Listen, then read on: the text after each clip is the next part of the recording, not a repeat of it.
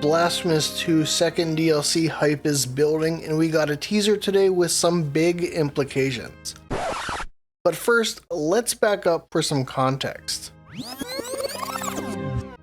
A few weeks back on May 15th, Blasphemous creative director Enrique Cabeza posted what appears to be concept art for unannounced Blasphemous 2 DLC. And we know this is for Blasphemous 2 DLC because of two earlier teases. New Blasphemous 2 Steam achievements, and an image of a ROG ally running Blasphemous 2, showing Penitente in an unfamiliar area, and in what looks like a unique skin. But I talk about all those teases, including the real-world inspiration for the fountain in the background in this video that can be found in the card that just popped up above, or in the video description below. But getting back to the May 15th teaser, we have this sad guy with what looks to be ethereal nails driven into his hands and back, kneeling in front of a crystal coffin. This coffin contains a corpse that appears to be reaching out and touching one of the bleeding nails that has been driven through the coffin, cracking the glass. Which is weird because corpses don't usually do that.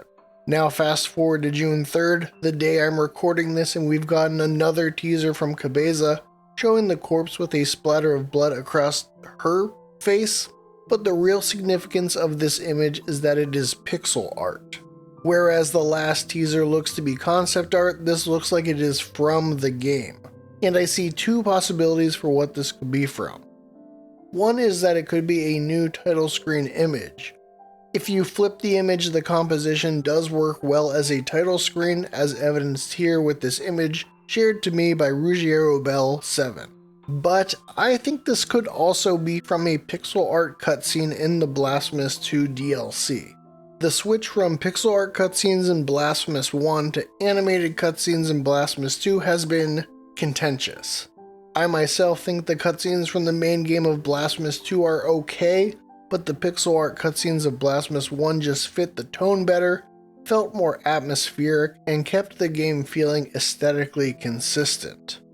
I don't want to derail the video and get into why the change happened, but long story short, Andre, the pixel art animator in Blasphemous 1, departed the game kitchen between games, and because pixel art cutscenes are tedious and labor intensive, the game kitchen hired animation studios to create cutscenes for Blasphemous 2. So given that information, why do I think this might be part of a pixel art cutscene? 4 words. The first is copium, but the next 3 are Ninja Gaiden Ragebound. Ninja Gaiden Ragebound was developed by the Game Kitchen and released in July 2025. Not only is Ragebound a kick-ass fun time, but it features pixel art cutscenes.